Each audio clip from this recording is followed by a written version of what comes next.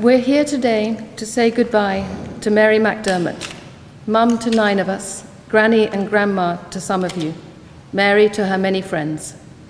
If it weren't for the pandemic, I'm sure the church would be full today, and it's a great pity that not all her friends, family, and neighbours can be here. Our Aunt Jen, who Mum met at Pony Club, aged 9, was a lifelong friend and sister-in-law, and deserves a special mention.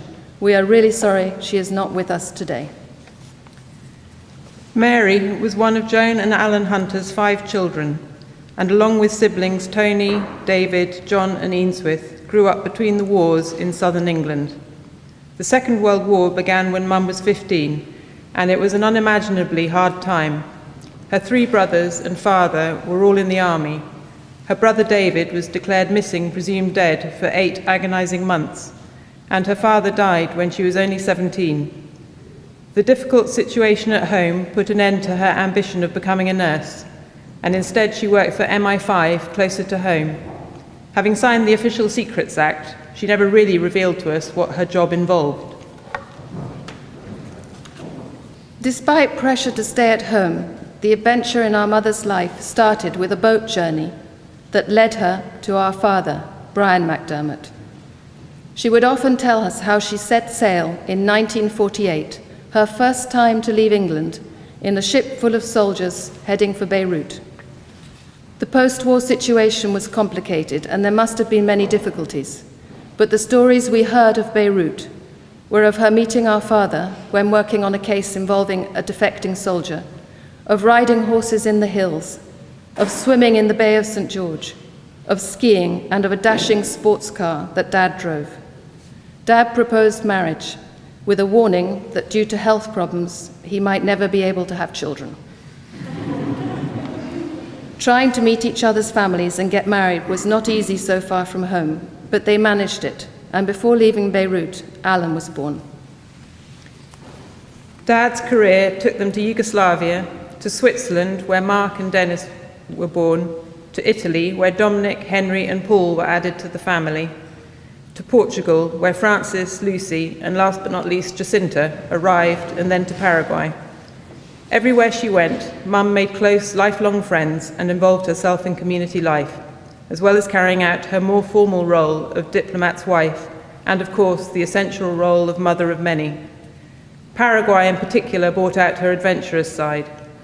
One day she might be driving across the country with some of her many children sleeping in the back of the Land Rover, and the next getting the president to open the new maternity ward that Mum and Damas Britannicus fundraised for and built.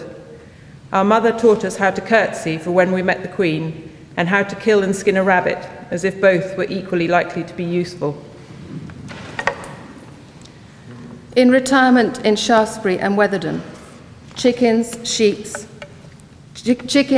sheep, ducks, dogs and horses were added to the family, as well as our many friends who were always welcome. There was often at least one elderly neighbour invited to our Christmas lunches. Others were visited several times a week over the years. Mum got involved in Meals on Wheels when living in Berwick, her clients often being several years younger than herself. She was always thinking of others. Her advice to one of us who was starting out in London and feeling a lack of confidence about inviting people round for dinner was, stop thinking about yourself. The reason they're coming is because they'll enjoy meeting each other. As one of our friends put it, she had an ability to make one feel both fully at home and loved, and yet challenged to pull one's socks up a bit. She took great pleasure in her children, her daughters-in-law, and her grandchildren and great-grandchildren, in Dad's extended family and her own.